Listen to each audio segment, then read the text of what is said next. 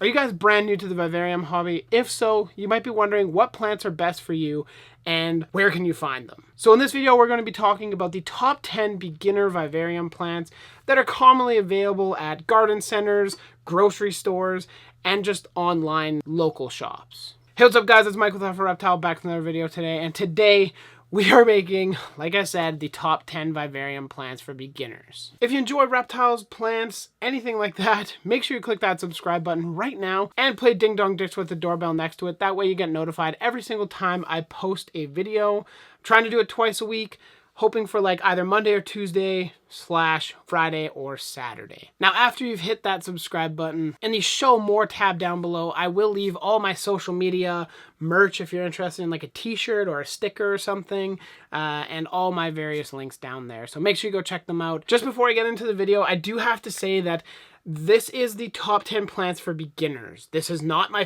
favorite top 10 plants. This is not by any means the best for vivariums, really. They work and they typically do well, but a lot of them end up being weeds that you can't get rid of. If you guys are interested in my top 10 favorite vivarium plants, let me know in the comments down below. And when you're down there, let me know if you'd like to see some species-specific stuff. So things like top 10 plants or top 5 plants probably for like crested geckos or leopard geckos or chameleons. That would be a big one. Let me know in the comments down below. The top 10 kinds of plants you're going to see in this video will be just generic. They're not going to be in any specific order. Number 1 isn't the best. Number 10 isn't the worst. You know, that kind of deal. It's just a list. So feel free, if you like, to write them down, grab a pen and paper, something like that, and do some research for yourself as well. Let's get started. Number 1, I mean, it's probably the one that you guys see most often, is Pothos. Pothos is one of those plants that is super common, and you actually tend not to see it too often in frog tanks, dart frogs, that kind of deal, just because it grows so well. But it is one of those plants that if you're new to the hobby, it's going to do well for you. You throw a cutting in a tank, chances are if you're being able to take care of the dart frogs or frogs properly, you're going to be able to take care of this Pothos well enough. I should mention that the little pots that you see in garden centers and stuff like that, they're pretty small leafed, maybe 1 to 2 inches long. Mature Pothos leaves can get massive though, so I mean, chances are it won't get that big in your tanks. If you're looking for beginner plants for like dart frogs, well, really all frogs in general, a Pothos is a great one. Their leaves get big enough. They're very sturdy leaves, so a great plant overall. Another awesome perk of the Pothos is definitely the variety that is available. There are so many different kinds of Pothos available on the market. There's like golden Pothos, marble queen. There's the Cebu Blue. I don't know if that's the same species as the rest, but there is the Cebu Blue, which is probably my favorite. There's the Pearls and Jade. There's just so many out there. There's Neon, which is a really cool bright green one. There's basically a Pothos to fit everybody's desires. Now, the second plant that I recommend and is super common is the nerve plant or Fittonia. You're gonna hear me repeating pretty much the same perks for all these plants, but it's pretty much bulletproof. It grows really easily. It's actually from South America, so it is used to very jungle-like conditions. It doesn't require insanely high light, and there's a lot of different cultivars of it. There's the standard white nerve plant, there's the red nerve plant, there's like a pink nerve plant. There's so many different cultivars out there. And if you don't know what cultivars are, it basically just means like a man-made selected trait that is bred into the plant as generations go. I'll be saying cultivars quite a lot in this video. Something that a lot of people don't realize with the Fittonia is how big the leaves can get. In a vivarium setting, they're pretty much ideal settings, so they get massive. Like they'll get 3-4 inches long. My girlfriend had one growing in her tank that she was kind of new to the hobby and was like, oh, this is a really cute plant. Threw it in her plant bin and it exploded. It grows like wildfire, and when it gets mature, the leaves are pretty big. So it's something to keep in mind. A lot of people don't see them when their leaves are big, but they do get big. Number 3 is the creeping fig. It's something that we've all heard of, the Ficus pumila. It's basically a vining plant. Again, it's used a lot in subtropical and tropical climates, in landscaping, for terracing up walls, things like that. It's a very fast-growing plant once it gets started. and it's a very nice plant to look at as well. I do have quite a bit of the Quercifolia. It is my favorite of the varieties, but there's like variegated creeping fig, there's just standard green, there's small form, there's a bunch of different cultivars out there. I'm not sure if you guys have heard of him, but Troy Goldberg, I'll leave a link to his channel down below. He has an OG tank that you guys are seeing right now that is just completely covered in the Ficus quercifolia, although it almost becomes a pest because it grows so well when it gets to a large size. So keep that in mind. If you guys are looking for something to kind of dominate your tanks, then eventually this will do it. Shout out to Troy for sending me that video clip. Thanks, buddy. Go check him out, you guys. Links in the description. Or Troy Goldberg Tropical Garage on YouTube. The creeping fig, I would say, is kind of an alternative to things like Markgravia or other, I guess, vining, shingling style plants. This is just way more available, and if you're not looking to drop some money on Markgravia right off the bat, this is a solid alternative. Number 4 is the Moranto, or the prayer plant. This is super common in garden centers. You can find it at like your local Safeway or I guess grocery stores. You can find them all over the place. Quite easy to grow. The prayer plant does like higher humidity, so it is useful, and it does grow really well in a dart frog tank. Again, keep in mind, this plant will take over if you let it, so you're definitely going to be trimming it. Very easy plant overall. It tolerates lower light. As you can see in my chameleon cage, there's not a whole heck of a lot of light reaching the floor, and the prayer plant's still growing. There's a lot of different kinds of these available. This is the Moranto leucanura, I believe, is the actual species if you're looking for it online. Make sure you go check it out. It's another very easy plant to grow and works well in dart frog tanks. Number 5 is, again, something very common. You can find it in garden centers, typically in the hanging baskets, I find, or you can find it trellising up like a moss pole or something like that. This is the Philodendron scandens. This is known as the Hartley Philodendron.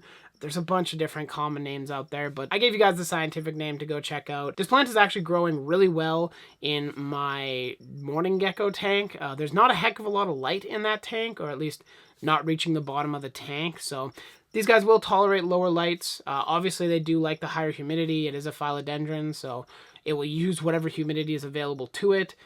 Very easy vining plant, will grow up backgrounds, etc. You should be able to find it for relatively cheap, so it's definitely worth the price of admission. Frogs, smaller geckos, that kind of deal, will love the larger mature growth that this thing puts out. Definitely a cool addition to anybody's Viv. There's no way I could do a top 10 beginner vivarium plants without including this one. The Wandering Jew or Tradescantia species, whatever one you want to pick up. It grows like wildfire. Take a cutting, throw it on dirt, it'll grow. Take a cutting from that, throw it on more dirt, it'll grow. This stuff is known for taking over people's tanks, so if you're going to use this in your Viv, make sure you keep your scissors close, and make sure you take cuttings when you feel is necessary, because, like I said, this thing just totally takes over plant bin, frog bin, vivarium, terrarium, whatever. This stuff grows like wildfire, so super cool plant. It's very, very nice purple. Adds some color to your tank. Now that we've made it over halfway through the list, I'd love to hear which is your favorite so far. If you're familiar with them, if you're not, what is your favorite? Leave it in the comments down below. I replied to pretty much every single one, so I'd love to hear what your guys' favorite is. And let's continue with number 7. Number 7 is the Pylea spruciana. It is a very easy to grow plant. It's literally sitting upstairs in a pot. Gets watered once a week, if that, and is super easy to grow. So it doesn't require insanely high light, which is really nice. It does very well in humid conditions. It's just one that I think people should have. Again, it's very readily available. It adds a lot of color to the tank, nice dark leaves with the kind of silver sheen to them, and it also grows very easy and is even easier to take cuttings of. So something to keep in mind if you're interested in spreading the hobby love to others. Now, number 8, I'm not going to lie, I'm not a huge fan of, but it is the Rex begonias. Rex begonias have thousands of cultivars out there. There's so many available. Everybody seems to have their own. They're not my favorite simply because they get huge. So in a lot of tanks and things, you might start with a tiny little plant. In those ideal conditions that you find in a vivarium or a terrarium, they're going to get massive. I know leaves will span 5-6 inches plus. Like they just get huge. So keep that in mind if you're looking to add these. Make sure you're adding it to a larger tank, or at least one that you have a lot of space for it to grow into. The nice thing with all the cultivars out there is there are so many different colors available. Pick whatever color you like. throw it in your tank, and hopefully you got space for it. Now, number 9 is something that I love. It's a very low light plant, or it does decent in low light. It just doesn't grow a ton, which isn't necessarily a bad thing. But the Peperomia Otrifolia. There are a ton of different varieties available. There's green, there's variegated, there's like almost arrow-shaped leaves. There's a ton of different varieties out there. They all grow very similarly. They typically tolerate relatively low amounts of light. They love the humidity. I've had some in my frog bins over the years. If you're looking for something pretty easy to grow that has very durable leaves, for things like my fringed leaf frogs behind me, red-eyed tree frogs, even dart frogs, stuff like that, and will tolerate them leaping onto them and sleeping on them, etc. Another bulletproof plant. Kind of see the trend here, eh? Like, they're all bulletproof. That's the point. We get it. The very last addition to our list is something that's a little bit harder to find in greenhouses and things like that, but is quite readily available online, especially in the States. If you're in Canada, I'll be having some soon, so hit me up. Bromeliads, and more specifically, NeoGeo Bromeliads. So, the reason why I picked these over the other species, or other, I guess, genuses, because they stay relatively small, they have insane amounts of color, and they work great for dart frogs. They hold a lot of water, they don't get massive like some of the other species and genuses out there. An insane amount of color in such a small package that I think it's kind of a no-brainer to go with these as the very last one on the list. They grow very easily. They're epiphytic, so they grow on wood. They grow on backgrounds if it's humid enough. They do very well. So it's just something that I'd recommend you guys pick up, especially for frog lovers, dart frog lovers out there. You're crazy to not have one of these. Another positive to them is there's thousands of cultivars out there, and I believe there's a couple thousand different species, so go nuts. Whatever color you can think of probably exists. Now, the NeoGeo Bromeliads are a lot cheaper in the States than up here in Canada. In Canada, for a decent size one, nice color, that kind of deal, you're probably going to be looking at about 30 bucks.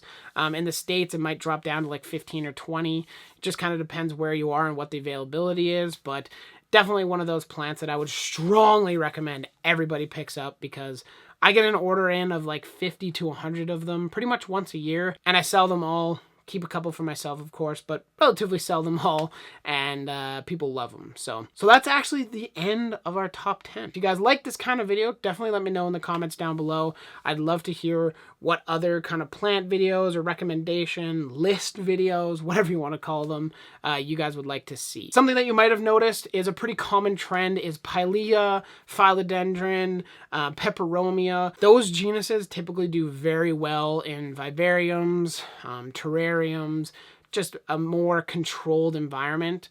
They're even used in like house plants and stuff, but if they live in the house in relatively not ideal conditions, imagine what they do in a dart frog tank where it's like, hey, this is home. Let's grow. That's what they do. Keep in mind those genuses. If you see them at a garden center or something like that, ask them, talk to them. How big do the leaves get? Research it yourself. Crazy that thought. Wow, researching. Who does that? Well, just keep those in mind, and you guys will be bound to have some awesome plants in your vivariums. Well, that brings us to the end of the video. I want to thank you all very much for watching. Like I said, leave your comments in the comments down below. I reply to every single comment that I possibly can. Make sure you click that subscribe button. Hit like button if you like this style of video. Send it to a friend if that's something you're interested in. And check the Show More tab down below to see all of the social media, merch, various links down there. Go check out Troy Goldberg on YouTube, and we'll catch you guys in the next one. Later.